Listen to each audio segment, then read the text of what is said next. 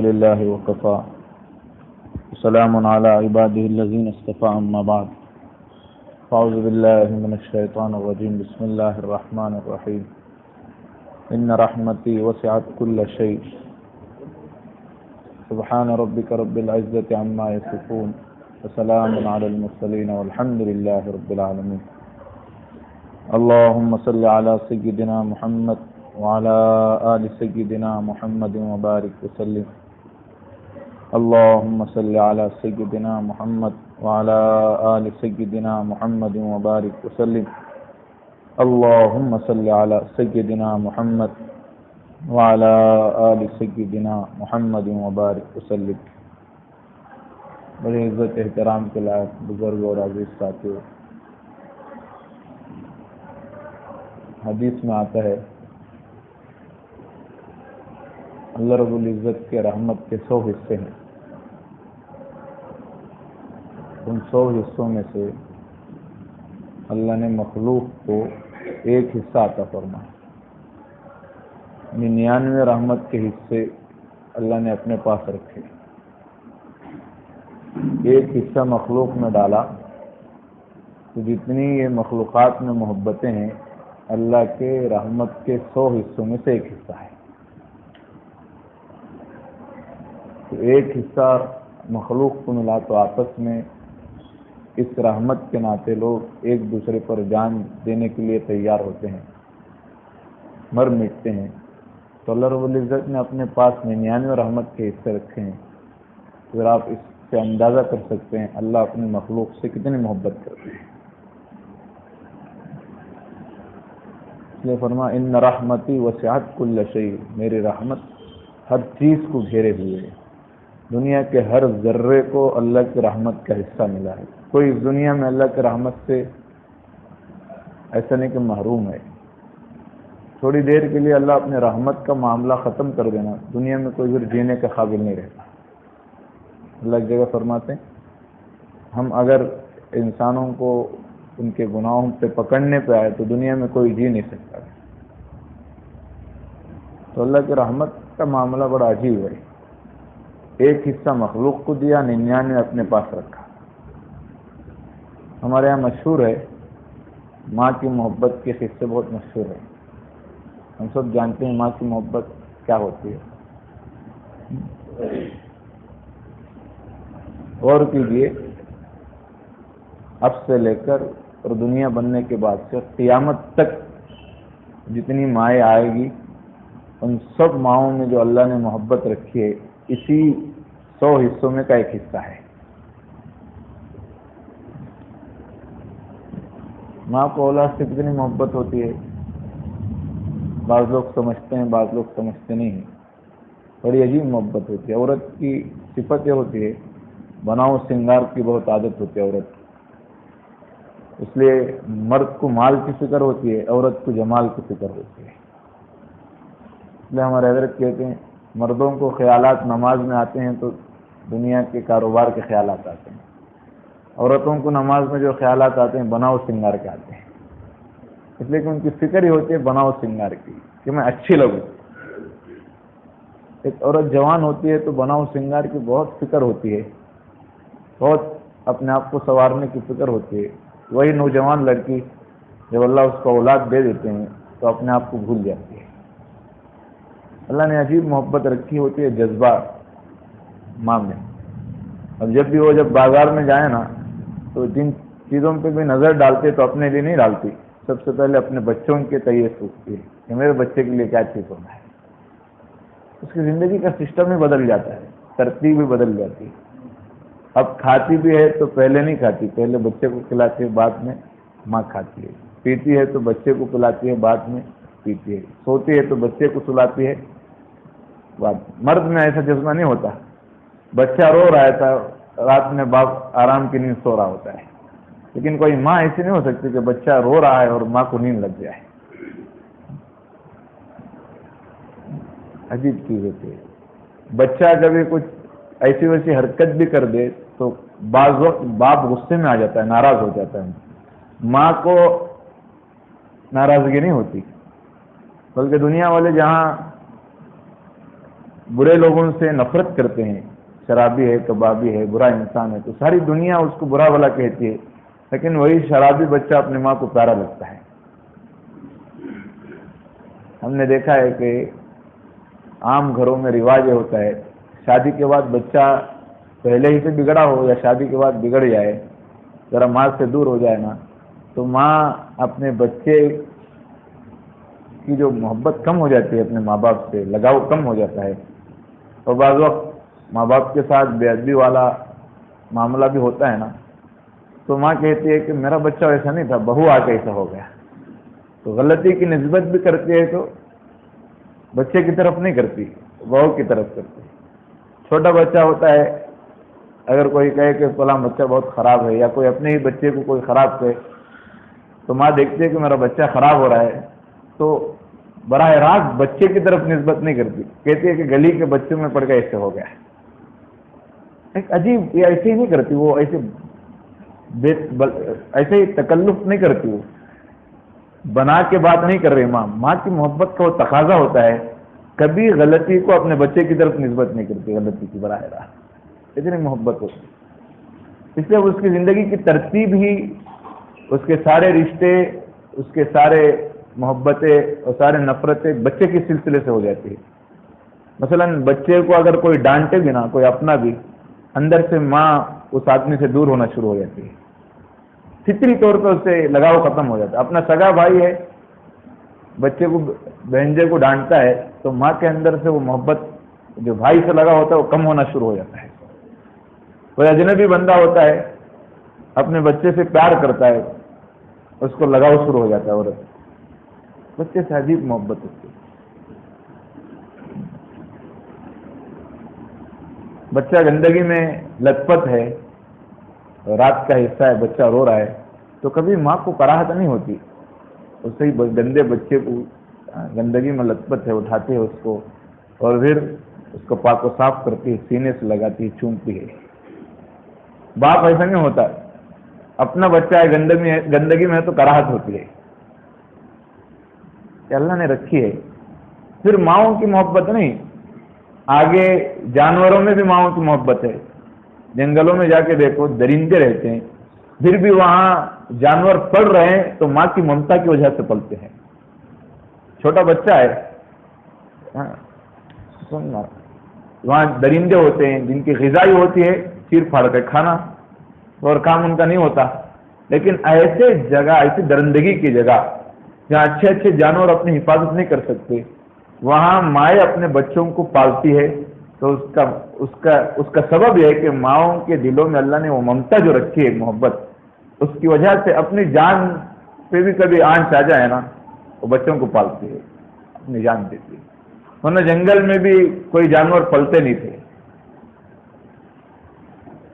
کہ اللہ نے رکھا جس ترتیب۔ اب بتاؤ، اللہ کی رحمت کے 100 حصوں میں سے ایک حصہ ساری مخلوق کو ملا، اور پھر مخلوقات میں محبت کے کتنے واسطے ہیں، کتنے رشتے ہیں، اس میں سے ایک رشتہ ہے ماں کا، اور پھر دنیا میں کتنی مائیں ہیں، صرف انسانوں کی نہیں، جانوروں کی نہیں۔ تو اس سے پتہ چلتا ہے کہ اللہ کی ایک رحمت کے کروڑا نہیں، اربوں خربوں حصے ہوئے، اس ایک اربوں خربوں میں سے ایک حصہ ماں کو ملا، تو اس کی محبت کا یہ حال ہے۔ تو اللہ رب العزت کے پاس تو بھی 100 کے 99 حصے ہیں، تو اپنے بندوں سے کتنا پیار فرماتے ہیں۔ اس لیے اللہ کی محبت کے واسطے دیکھیے ترتیب کیا ہے۔ اللہ کی محبت سمجھنا ہو تو ذرا تفصیل سے بات سنیں۔ اللہ نے انسانوں کے ساتھ ایسا معاملہ کیا کہ مخلوقات سے تو محبت عجیب ہے اللہ کو، کہ انسانوں کو اللہ نے بڑا شرف دیا۔ سب سے پہلے اللہ نے ہم کو انسان بنایا۔ بھائی اگر اللہ ہم کو جانور بناتے تو ہم کوئی اللہ کے سامنے جھگڑا کرنے کو تو طاقت تو نہیں تھی نا۔ جس دم اللہ ہم کو انسان بنا رہے تھے، اسی دم جانوروں کے یہاں بھی بچے پیدا ہو رہے تھے، اسی لحظہ اسی آن اللہ نے ہم کو انسان بنایا بغیر سوال کے۔ ہم نے کبھی سوال نہیں کیا تھا اللہ انسان بنائیے ہم کو، اللہ نے ہم کو انسان بنایا، بڑی نعمت ہے۔ تو انسان کو اللہ نے اتنا شرف دیا، سارے جانور منہ مار کے کھاتے ہیں، انسان کو منہ مارنے کی ضرورت نہیں۔ ساروں کو جانوروں کو کھانا پڑتا ہے تو منہ سامنے لے کے جانا پڑتا ہے کھانے کے، لیکن انسان کو اللہ نے اتنا شرط دیا، اے انسان تیرا چہرہ تو میرے در کے سامنے جھکنا چاہیے، اس لیے میں تیرے چہرے کو کسی کے در کے سامنے جھکنا پسند نہیں کرتا، اس لیے کھانا خود ہاتھ دے دیا اللہ نے، ہاتھ پہ کھانا آتا ہے۔ آپ نے کتوں کو دیکھا ہوگا، جانوروں کو، وہ کھاتے ہیں تو گلیوں کے نالیوں میں منہ مارتے ہیں، لیکن اللہ نے ہم کو اتنا عزت بخشی، انسان بنایا، بڑے ہی عزت کا لحاظ کیا۔ وَلَقَدْ كَرَّمْنَا بَنِي آدم، ہم نے انسان کو بہت ہی مکرم بنایا، بہت ہی عزت دی۔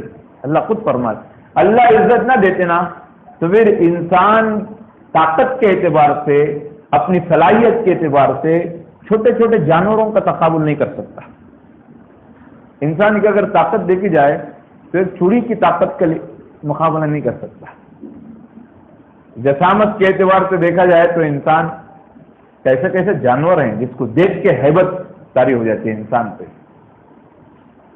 5 فٹ کا انسان ہے، نہ طاقت سے کوئی دوسرے جانوروں سے اس کا تقابل ہے، لیکن اللہ نے اس کو اکرام کیا، اس کو لقد کرنا۔ اللہ اگر اکرام نہ دیتے تو ہمارے اندر کوئی ایسی چیز نہیں تھی کہ ہم کو عزت ملے، ساری مخلوقات اللہ نے اکرام۔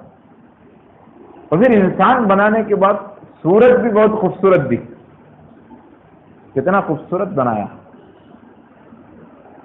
یاد رکھیے، بد سے بدصورت انسان بھی ہو تب بھی وہ بدصورت نہیں ہے، وہ خوبصورت ہے۔ ہاں، ایک انسان کو کی طرف نسبت کرتی، ایک دوسرے انسان سے یہ اندازہ کر سکتے ہیں کہ یہ خوبصورت ہے، یہ بدصورت ہے، ورنہ انسان تو اپنی ذات کے اعتبار سے خوبصورت ہے، چاہے وہ جیسا بھی بدصورت ہو دوسرے کی طرف دیکھتے ہوئے۔ ایک مرتبہ ایک بادشاہ تھا، اس کی بیوی تھی، تو محبت میں اس نے قسم کھا لی، میری بیوی چاند سے بھی زیادہ خوبصورت ہے۔ اور ذرا علمی دور کا زمانہ تھا تو بیوی نے کہا کہ آپ نے جو قسم کھائی صحیح نہیں کھائی، علمی دور کا زمانہ تھا۔ اب وہ مسئلہ ہوتے ہوئے علماء کے پاس گیا، علم والوں کے پاس گیا، بیوی نے کہا کہ میرے شوہر نے قسم کھائی صحیح نہیں کھائی، چاند کہاں انسان کہاں۔ خوبصورتی کی جب مثالیں دیتے ہیں تو انسان 14ویں رات کی چاند کی بات کرتے ہیں، تو کہا کہ چاند کہاں، میری خوبصورتی کہاں۔ تو پھر مسئلہ ہوتا ہوتا امام شافعی علیہ الرحمہ کے پاس گیا۔ امام شافعی سے کہا گیا کہ بادشاہ نے اپنی بیوی کو دیکھ کے قسم کھایا ہے کہ چاند سے زیادہ خوبصورت ہے۔ تو حضرت امام شافعی نے فرمایا اس کی قسم بجا ہے، صحیح قسم کھائی، اس لیے کہ انسان چاند سے بھی زیادہ خوبصورت ہے۔ لوگوں نے پوچھا وہ کیسے؟ کہ اللہ فرماتے ہیں فتبارک اللہ احسن الخالقین، کیا ہی برکت والی ذات ہے، انسان کو بڑا خوبصورت بنایا۔ اللہ فرما رہے ہیں انسان کو اللہ نے بڑا خوبصورت بدلا، کسی اور مخلوق کے بارے میں اللہ نے نہیں فرمایا، انسان کے بارے میں فرما رہے، تو ظاہر ہے انسان ساری مخلوقات میں افضل ہے، چاند سے بھی زیادہ خوبصورت ہے، اللہ نے بنایا۔ یہ نہ سمجھیے کہ خود بخود انسان بن گیا۔ دنیا والے کہتے ہیں کہ خود بخود انسان بن گیا، بھائی خود بخود کا جو قانون ہوتا ہے نا، ایک ہی ترتیب رہتی ہے۔ اگر انسان خود بخود وجود میں آتا، اللہ نہ بناتے، تو انسان اتنا خوبصورت نہیں رہتا، اس لیے کہ خود بخود جو چیز بنتی ہے اس میں ترتیب ایک ہی ہوتی ہے۔ مثلا جیسے سر کے بال بڑھتے ہیں نا، اگر خود بخود انسان بنتا تو بہو کے بال بھی ایسے بنتے، آنکھ کے اوپر کے بال بھی ایسے ہی بنتے، سمجھنا، جسم کے بال بھی ویسے ہی بنتے، پھر انسان بڑا بھوت نظر آتا۔ اللہ نے کیا ترتیب رکھی؟ سر کے بال کو ایک ترتیب سے بڑھاتے ہیں، ایک رفتار سے، آنکھ کے بال کو ایک رفتار سے بڑھاتے ہیں، جسم کے دوسرے جگہ کے بال کو ایک رفتار سے۔ یہ کون بڑھا رہے ہیں؟ اللہ بڑھا رہے ہیں، ورنہ اگر خود بخود ہوتا تو پھر سب جگہ ایک ہی رفتار سے بڑھتے تو پھر انسان بالوں والا جانور نظر آتا ہے۔ ایسا نہیں کیا، اللہ نے بنایا ہر جگہ جہاں جس چیز کو بڑھانا ہے معلوم۔ اگر خود بخود انسان ایسے ہی بڑھتا نا تو ہڈیاں دیکھیے، ہر جگہ ہڈی ہے انسان کو، لیکن ہر جگہ کی ہڈی کی ترتیب الگ سے پروان چڑھتی ہے۔ دان کی ہڈی ہے انسان کی، بڑھتی ہے تو سالوں گزر جاتے ہیں، اس کا سائز پتہ نہیں بڑھتا۔ اب پیر کی ہڈی لے لیجیے آپ، کیسے رفتار ہوتے ہیں؟ اگر پیر کی رفتار کی ہڈی، پیر کی ہڈی جس رفتار سے بڑھتی ہے نا، اگر دان کی ہڈی بھی ویسے ہی بڑھتی تو انسان پھر کیسے نظر آتا؟ اللہ نے ایک ترتیب رکھی کہ ہر چیز کو کہاں رکھنا یہ اللہ نے رکھا، اور پھر موت تک بندے کو کس چیز کو کیسے ترتیب دینا ہے، کیسے بڑھانا ہے، اللہ رب العزت نے پوری ترتیب کے ساتھ بنایا، اتنا خوبصورت انسان بنایا۔ اگر یہ جو ترتیب انسان کی ہے نا یہ ذرا بدل جائے تو انسان پھر اتنا بدصورت نظر آتا ہے، وحشت ہوتی ہے دیکھنے کو بندے کو، تو اللہ نے خوبصورت بنایا۔ پھر تیسری چیز کیا اکرام کیا ہمارے ساتھ؟ مسلمان بنایا، یہ سب سے زیادہ اللہ اکبر۔ اس دنیا میں اگر ہم کو اللہ اپنے گھر ہی سے مسلمان نہ بناتے تو وہ اس فتنوں کے دور میں ہم کیسے امید کر سکتے تھے ایمان کی؟ مسلمان بنایا، ہم آنکھ کھولتے ہیں تو مسلمانوں کا ماحول، ماں باپ مسلمان، خاندان مسلمان، یہ ہم کو اس کی نعمت معلوم نہیں ہے۔ جو لوگ بعد میں مسلمان ہوتے ہیں نا ان کو جا کے اس کی قیمت پوچھو، کتنی بڑی نعمت ہوتی ہے۔ جو بعد میں مسلمان ہوتے ہیں نا ان کی عجیب کیفیت رہتی ہے، وہ کہتے ہیں کہ ہم کو بڑی دولت مل گئی، ہم کو۔ وہ بندے جو بعد میں مسلمان ہوتے ہیں ان کو اتنا احساس ہوتا ہے اسلام کا، اتنا احساس ہوتا ہے، ہم کو احساس نہیں ہوتا اس لیے کہ ہم کو بن مانگے مل گئی۔ ایک ساتھی تھے کئی دوسرے گاؤں میں رہتے تھے، آج اس سے ملاقات ہوئی، کہنے لگے، وہ نو مسلم تھے، کہنے لگے حضرت مجھے ایمان کی دولت مل گئی، میں اب بازار میں نکلتا ہوں تو مجھے رونا آتا ہے، مجھے رونا آتا ہے، اتنے لوگ جہنم کی طرف بھاگ رہے ہیں، مجھے اللہ نے ایمان کی دولت دی، اب میں ان کو ایمان کی طرف لانا چاہیے۔ یہ احساس ہوتا ہے جن کو بعد میں ایمان کی دولت ملتی ہے، بہت بڑی نعمت ہے، اللہ نے بن مانگے دی تھی۔ بعد میں جب لوگ مسلمان ہوتے ہیں نا، گھرانہ مسلمان نہیں ہوتا، ان کو اتنی تکلیفیں، اتنی مصیبتیں جھیلنا پڑتا ہے، ایک ایک عمل پہ کرنے کے لیے ان کو بہت قربانیاں دینا پڑتا ہے۔ اللہ نے ہم کو ماحول ایسا بنا دیا تو مسلمان بنایا، یہ بھی اللہ کی بڑی نعمت ہے۔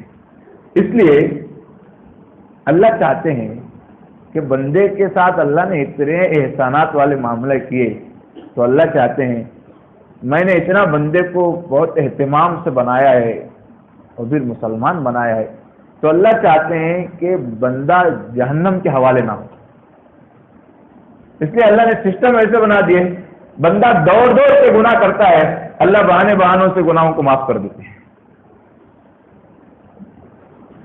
بندہ دوڑ دوڑ کے گناہ کرتا ہے، اللہ بہانے بہانے سے معاف کر دیتے ہیں، اس لیے کہ بندے کو اللہ سے پیار ہے، کتنی چیز ہے۔ اللہ کہتے ہیں بندے مجھے پیارا لگتا ہے، اس لیے مجھے بات گوانا نہیں کہ تجھے میں اتنا اہتمام سے بنایا ہے، تجھے جہنم میں پھینک دوں،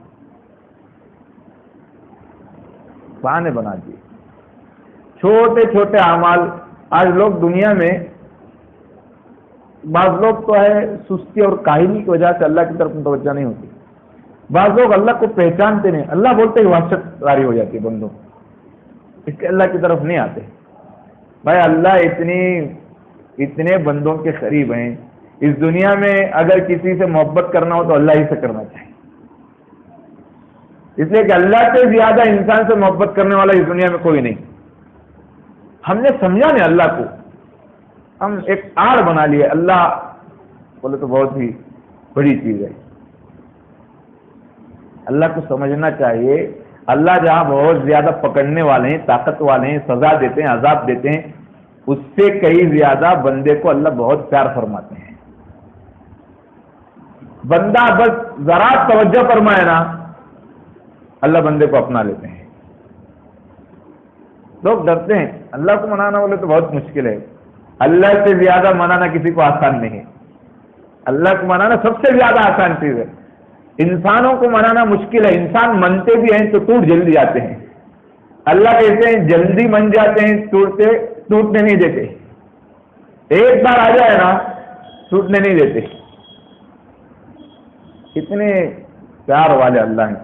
ہم کو چاہیے، آج یورپ بھی کیا کہتا ہے، اسلام میں خدا کا تصور بہت ہی سختی سے پیش کیا ہے، اسلام نے خدا بولے تو ایک بہت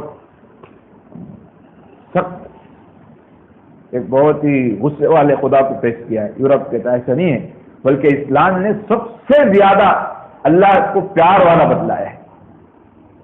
دیکھیے اللہ کی ترتیب کیا ہے، بندہ گناہ کرتا ہے نا، حدیث میں آتا ہے گناہ کرتے اللہ گناہ لکھتے نہیں، گناہ لکھتے نہیں.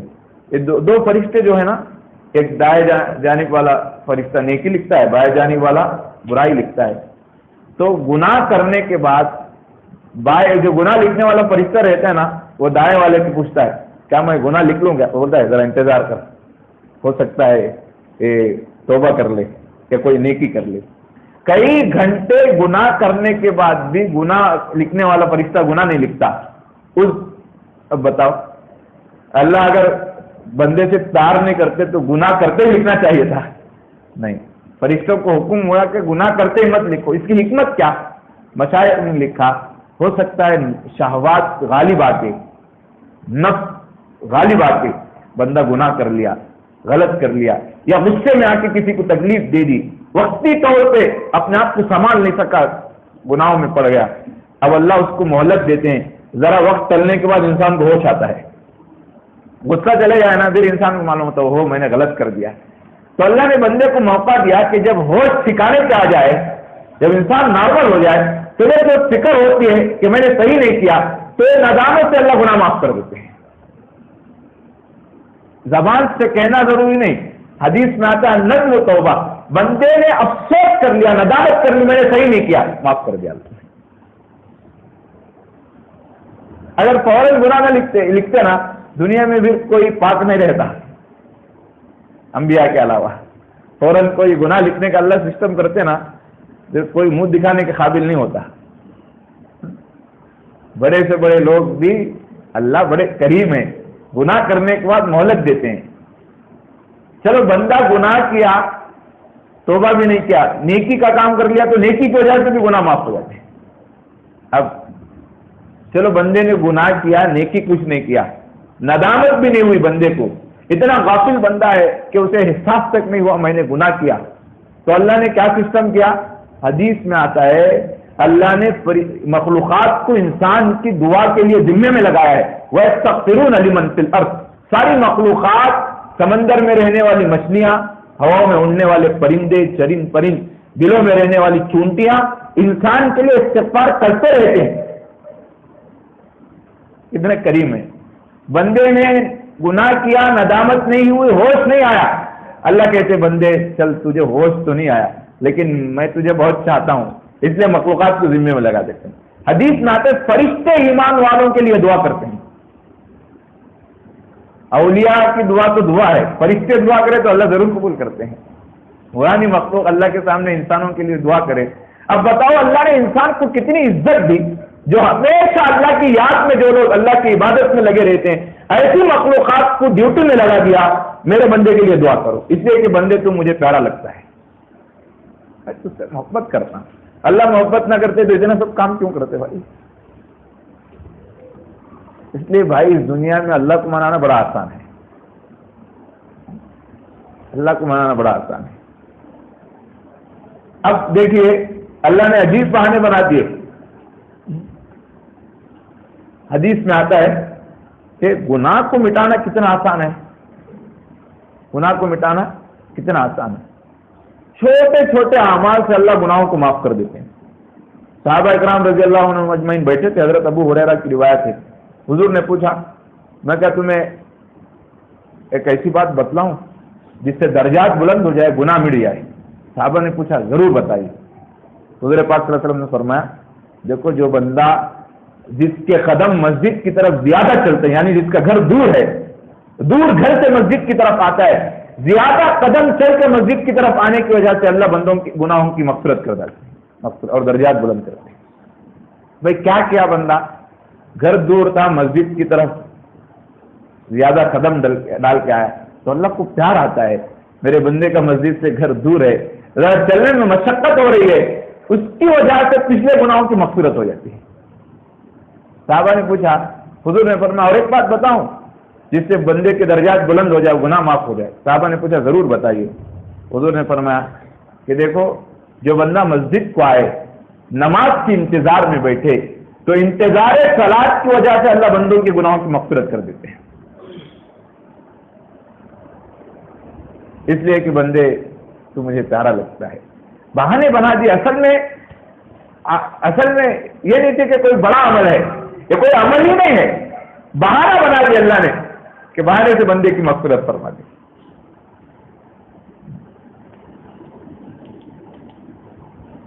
حدیث میں آتا ہے کوئی بندہ مقیم تھا، چلو سفر کے لیے نکلا، اپنی دنیا کی سفر، یہاں کوئی قید نہیں ہے، دین کا سفر ہو یا دنیا کا سفر ہو، کوئی بندہ سفر میں نکلتا ہے تو سفر میں نکلنے کی وجہ سے اللہ گناہوں کی مغفرت کر دیتے ہیں۔ وجہ کیا؟ اس کی وجہ ہے کہ بندہ جب پردیش میں جاتا ہے نا، اجنبیت محسوس ہوتی ہے، اسے کوئی اپنا نظر نہیں آتا۔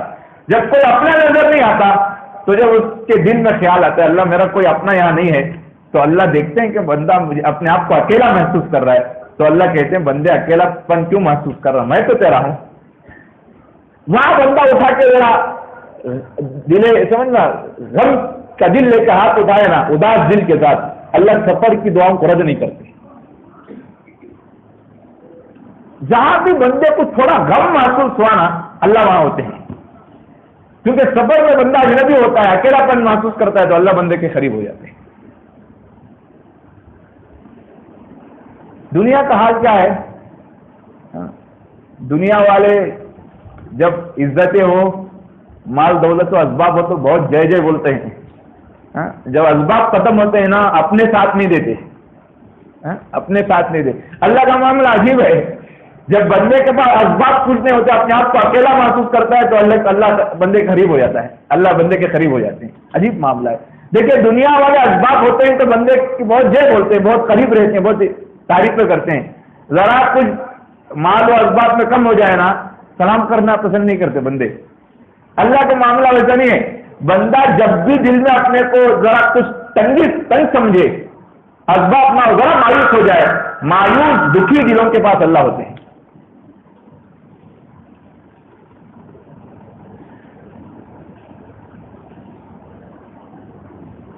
اور حدیث میں آتا ہے کہ والدین کے حق میں، ماں باپ کے حق میں والدین کی دعا قبول ہوتی ہے۔ ہمارے مشائخ کہتے ہیں والدین کی دعائیں اپنے اولاد کے حق میں ایسے ہی قبول ہوتے ہیں جیسے امت کے حق میں اولیاء کی دعائیں قبول ہوتی ہے۔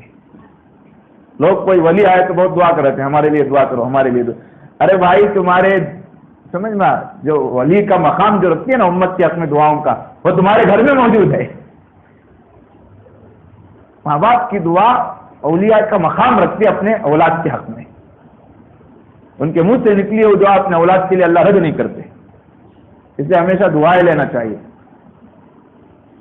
کسی بندے کی ماں کا انتقال ہوگا تو ان کو خواب میں ایسے ہی آواز سنے آئی، کہنے لگے بندے اب ذرا دیکھ کے چل، دعائیں دینے والی دنیا سے چل گئی، اب ذرا قدم دیکھ کے رکھ، دعائیں دینے والی اب دنیا سے چل گئی۔ تو ماں باپ اللہ بہانے بناتے ہیں۔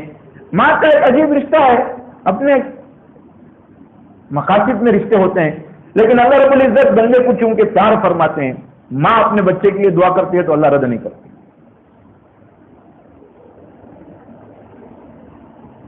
اور آگے دوست کے حق میں دوست کی دعا اللہ قبول کرتے ہیں۔ حدیث میں آتا ہے ایک ایمان والا کسی ایمان والے کے پیٹھ پیچھے دعا کرتا ہے، اللہ فرشتے کو حکم دیتے ہیں میرا بندہ ایمان والے کی دعا کر رہا ہے، اس کے سرانے کے قریب چلا جا، وہ سرانے کے قریب ہو کے اس کے دعا پہ آمین کہتا ہے۔ اس لیے علماء نے لکھا ہے دعائیں قبول ہونا ہو اللہ کے سامنے آسان شکل یہ ہے ایمان والے کے لیے دعا کرو، اللہ تمہاری دعا قبول کر دیں گے۔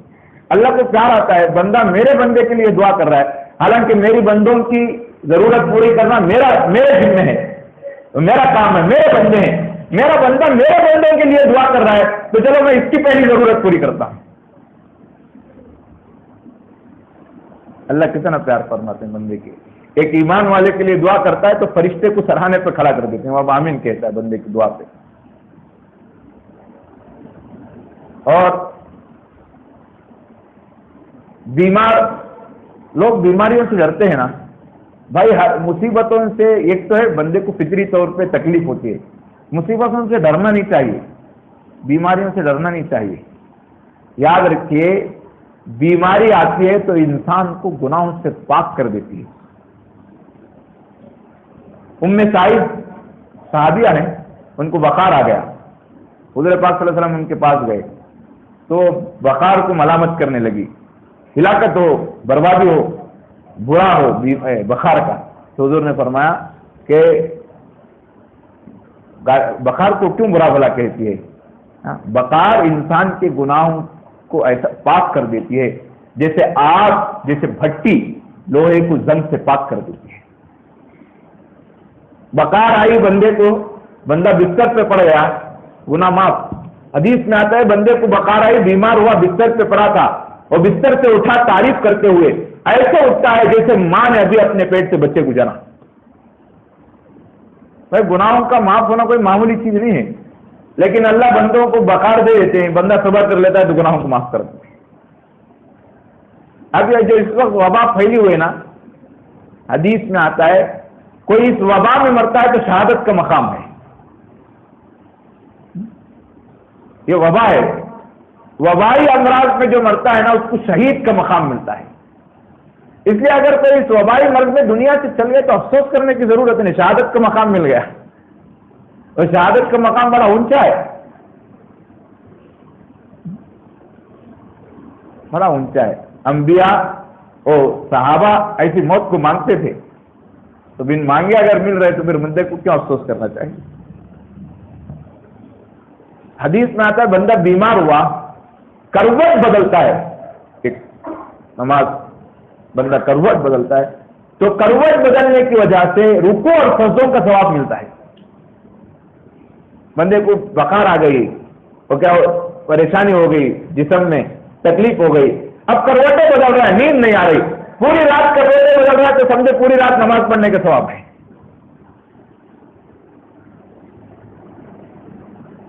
اور کیا چاہیے بندے کو؟ بندہ بیماری کی حالت میں کراہنے کی آواز جو نکالتا ہے، کرانے کی آواز اس پہ آتی ہے، کرانے کی آواز پہ بندے کو تسبیح کا ثواب ملتا ہے، سبحان اللہ پڑھنے کا ثواب ملتا ہے.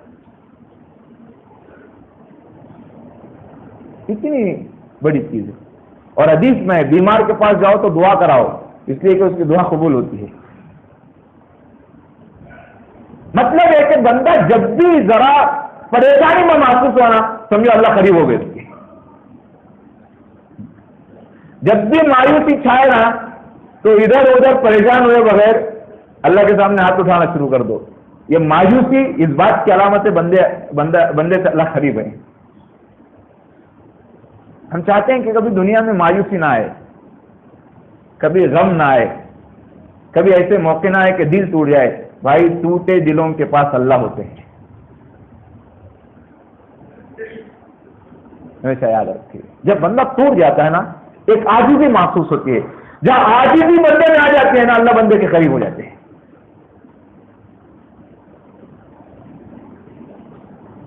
تو بہرحال اللہ نے بہانے بنا دیے بندے کو، چھوٹے چھوٹے اعمال سے بندے کی مغفرت کرتے ہیں. حدیث میں آتا ہے دو بندے مسلمان آپس میں مصافحہ کیے، مصافحہ کرنے پر ایک دوسرے سے ہاتھ ملے، دونوں کے ہاتھ جب الگ ہوتے ہیں تو ان کے ہاتھ الگ ہونے سے پہلے بندے کے دونوں کے گناہ ایسے جھڑتے ہیں جیسے پت جھڑ کے موسم میں درخت سے پتے گرتے ہیں. کون سا بڑا عمل کیا؟ ایک دوسرے سے ملاقات کیے اور ہاتھ جدا کر دیے گناہوں سے پاک.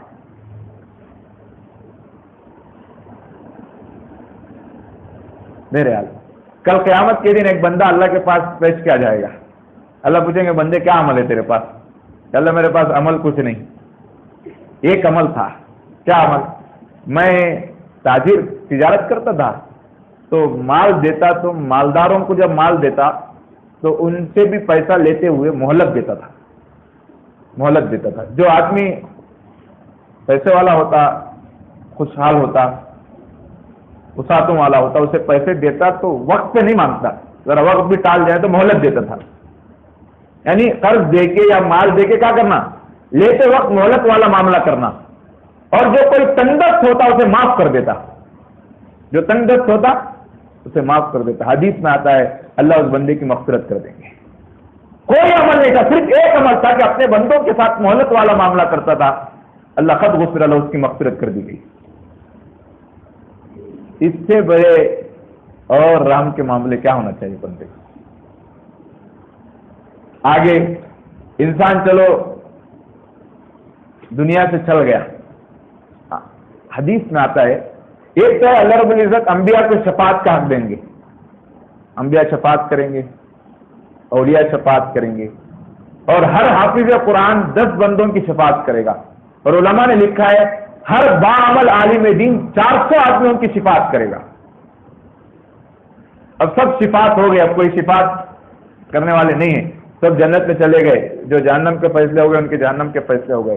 ایک بندہ ایسا رہے گا جو اس کی شفاعت نہیں ہوگی، کہ کوئی اس کے بارے میں شفاعت نہیں کرے گا، اور وہ جنت جہنم میں جا رہا ہوگا تو اس کے لیے گواہ کھڑا ہو جائے گا۔ وہ کیا گواہ؟ وہ آنکھ کا جو آنکھ سے ایک وقت اس نے آنسو گرایا تھا، وہ آنسو اللہ کے سامنے کھڑا ہو جائے گا، اے اللہ یہ آنکھ کا جو بال ہے نا، یہ بال اللہ کے سامنے کھڑا ہو جائے گا، اللہ میں گواہ دیتا ہوں اس کے پاس عمل تو کچھ نہیں ہے، لیکن زندگی میں ایک مرتبہ اس بندے نے آپ کے خوف میں رویا تھا اور ایک بوند مکھی کے سر کے برابر میرے اوپر سے گزرا تھا، اللہ آپ کے خوف میں گواہی دیتا ہوں۔ اللہ جبرائیل کو حکم دیں گے، جبرائیل جاؤ اعلان کرو میں نے اس بندے کی مغفرت کر دی۔ اتنا عجیب معاملہ ہے اللہ کا۔ بھائی دنیا میں ایسا کوئی رحم کرنے والا ہے؟ یہاں تو بندے گناہ کرتے ہیں تو لوگ اچھالتے ہیں،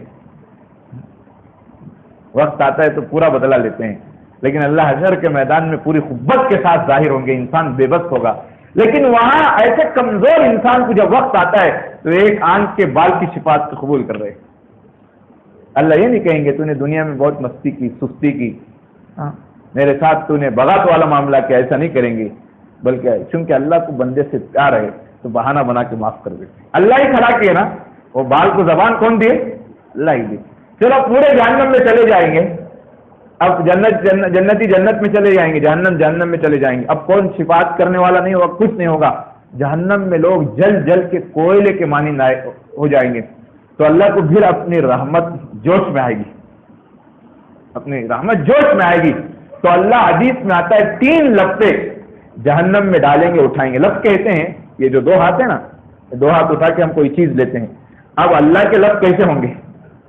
ہم 2 ہاتھ کوئی چیز کو سمیٹنا ہو تو مثال دیتے ہیں لپے بھرنا، یعنی زیادہ کوئی چیز لے لیتا ہے تو اس مثال دیتے ہیں لپے بھرنا، دونوں ہاتھ سے لے لینا، تو بتنا اللہ رب العزت لپے بھریں گے، 3 لپے بھریں گے جس سے جہنم میں جل کے کوئلے کے مانند ہو جائیں گے جہنمی، اللہ اس سے لپوں سے اٹھائیں گے اور ان کے لیے ایک نہر ہوگی جس میں ان کو غسل دیا جائے گا، اس کی وجہ سے ان کا جسم پھر تر و تازہ ہو جائے گا، پاک و صاف ہو جائے گا، پھر اللہ رب العزت ان کو جنت میں بھیجے۔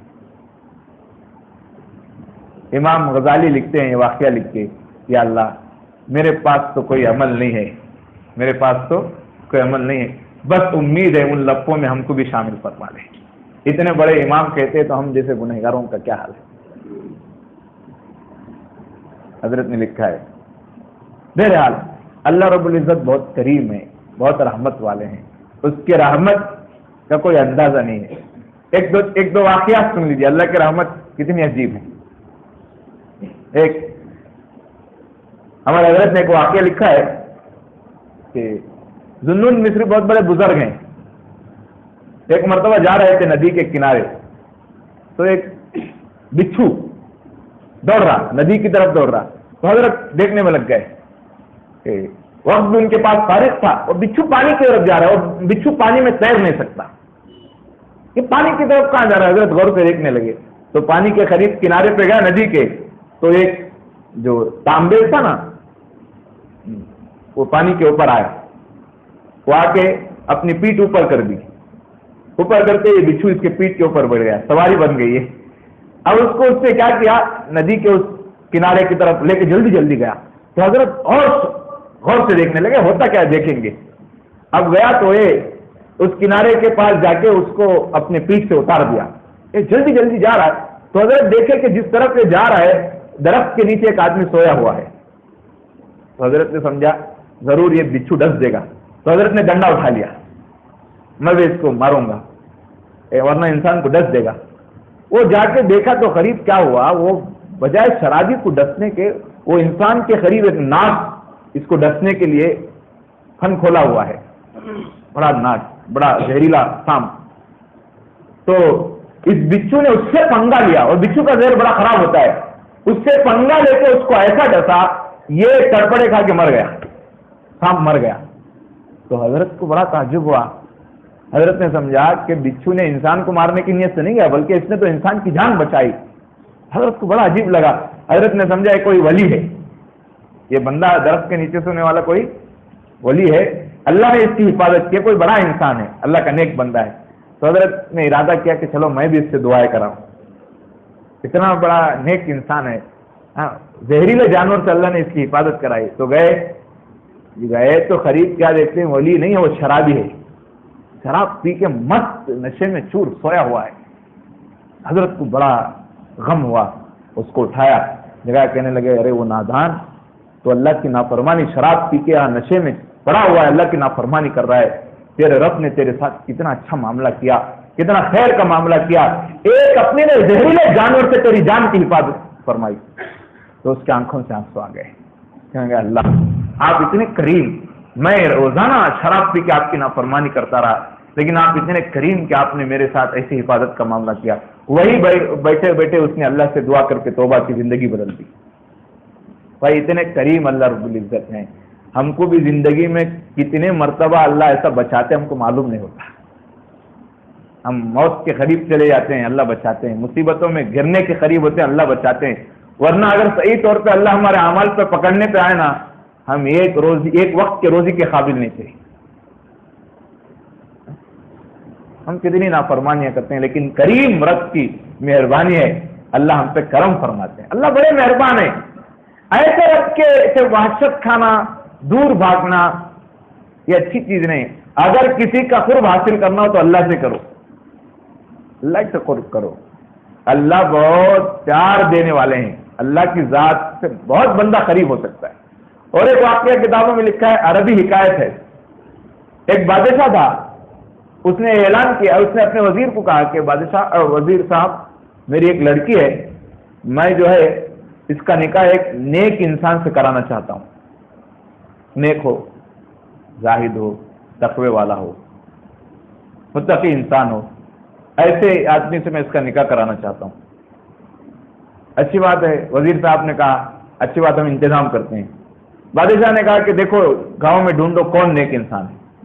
تو وزیر نے ارادہ کیا آج ہم صبح صبح مسجد چلے جائیں گے، دیکھیں مسجد میں صبح صبح جلدی کون آتا ہے مسجد کی طرف، تو اس سے پتہ لگانا آسان ہو جائے کہ کوئی بندہ زاہد ہے، تقوی والا ہے، متقی ہے. مسجد کو صبح جلد آنے والا وہی بندہ متقی ہے، عبادت گزار ہے، زاہد ہے. تو اس نے رات صبح میں جانا تھا.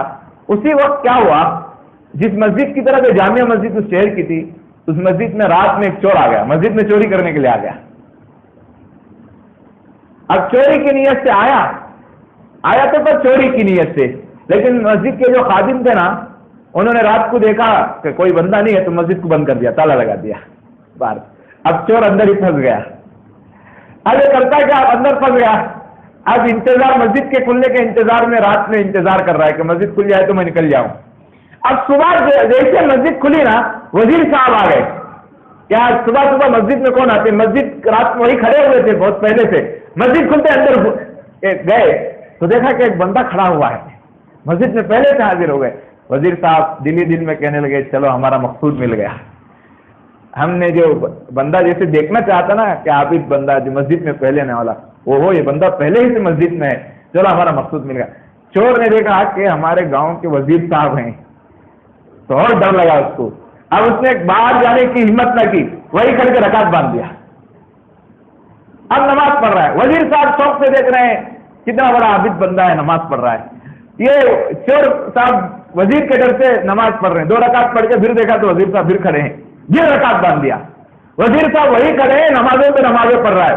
تو وزیر صاحب کو پکا یقین ہوگا ہے کہ بندہ پہلا آنے والا اور وہ نمازوں پہ نمازیں پڑھ رہا ہے. اس کو پکڑ کے بادشاہ کی طرف لے گئے. اب گئے، بادشاہ سلامت نے پوچھا کہ بھائی ہوا کیا ہوا، یہ بندے کو کیوں لایا؟ کہنے کہ آپ کا مقصود مل گیا. آپ نے کہا کہ اپنے داماد ایسا ہونا چاہیے جو متقی و عابد ہو. ہم گواہی دیتے ہیں بندہ بڑا عابد ہے. میں نے جیسے ہی مسجد کھلی نا، صبح باہر کھڑا ہوا تھا، مسجد کے اندر گیا تو دیکھا کہ پہلے سے موجود ہے اور میں برابر دیکھا آتا کہ نمازوں پہ نمازیں پڑھ رہا ہے. بادشاہ نے کہا کہ بھائی واقعی آپ ہمارے قابل آدمی ہو، چلو ہم آپ سے اپنی بیٹی کا نکاح کرنا چاہتے ہیں کہ آپ نکاح کریں گے؟ تو اس کو بڑا حیرانی ہوئی، دل ہی دل میں نادم ہوا، کہنے لگا اللہ آپ کتنے کریم ہیں، میں تو مسجد میں چوری کی نیت سے آیا تھا تو آپ نے اتنا اکرام اور عزت والا معاملہ فرمایا، اگر میں واقعی آپ کی اچھی نیت لے کے آتا، آپ کے لیے مسجد میں آتا تو آپ کتنا اکرام فرماتے۔ آیا تو بندہ بری نیت سے آیا تو آپ نے اتنا اکرام کیا، میری لاج رکھ لی، اگر میں اچھی نیت سے آتا تو آپ کتنا اکرام فرماتے۔ یہ ہوتا ہے نا بندے کے ساتھ اللہ کا پیار، اتنا بندے کو اللہ پیار کرتے ہیں، جہاں عزت جانے کا وقت ہوتا ہے اللہ عزتوں کی حفاظت کرتے ہیں، جہاں انسان امید چھوڑ بیٹھتا ہے وہاں اللہ امید بھر لاتے ہیں، ایسی ذات ہے۔ اس لیے ہم سب کو چاہیے کہ ایسے اللہ سے دور رہنا اچھا نہیں ہے۔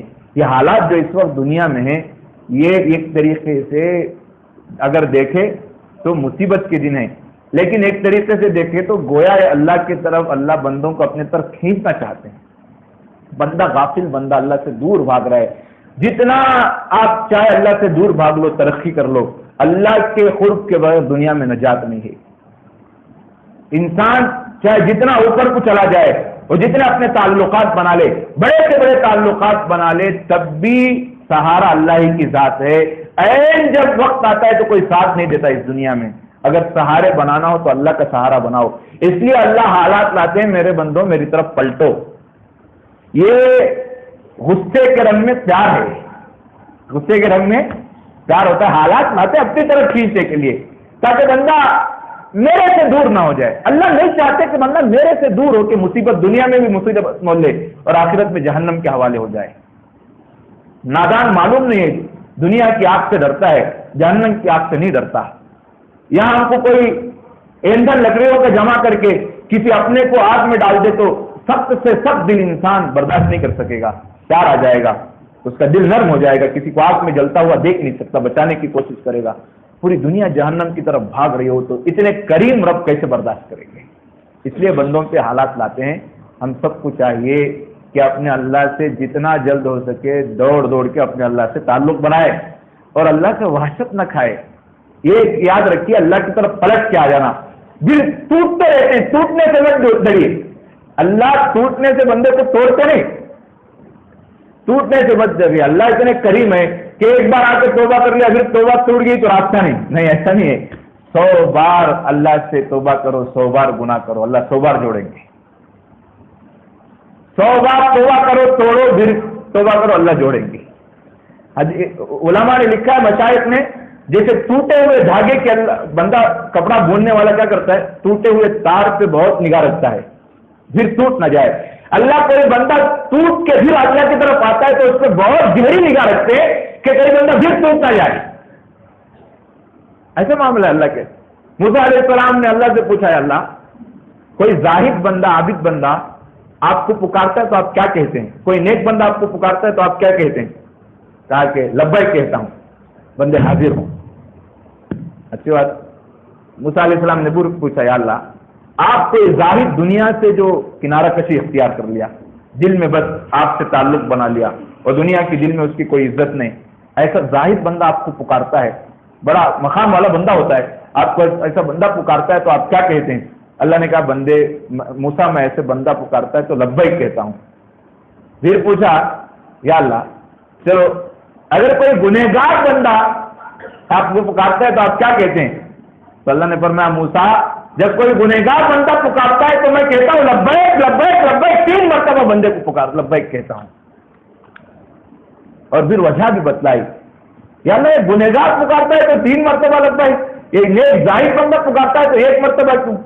تو اللہ نے اس کی وجہ بنائی، عابد بندہ، نیک بندہ جب مجھے پکارتا ہے تو اس کو اپنی عبادتوں پہ ناز ہوتا ہے۔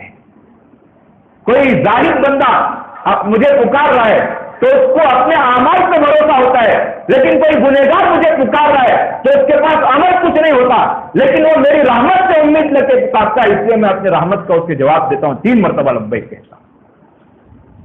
یہ ہوتی ہے اللہ کی رحمت سے امید لگانا۔ تو بھائی ہمارے پاس اعمال تو کچھ نہیں ہے، ہم نے زندگی غفلت میں گزاری ہے، گناہوں میں گزاری ہے، لیکن اللہ کی رحمت تو بڑی ہے نا۔ اللہ کی رحمت کو سوچیے، اپنے گناہوں کو مت سوچیے۔ اس لیے یہ نہ سوچیے کہ میں گنہگاروں میں اللہ کا نہیں بن سکتا، بھائی آپ پوری زندگی گناہوں میں گزار دو، سارے سہارے ٹوٹ جائے اور سب سے مایوس ہو کے 70 سال کا بوڑھا اللہ سب سے مایوس ہو گیا، نہ بچے اس کو ساتھ دیے، نہ بیوی ساتھ دیے، نہ خاندان والے، نہ متعلقین اسے ساتھ دیے، سب سے مایوس ہو کے اللہ کی در کی طرف آتا ہے تو اللہ فوراً بندے کو قبول کر لیتے ہیں۔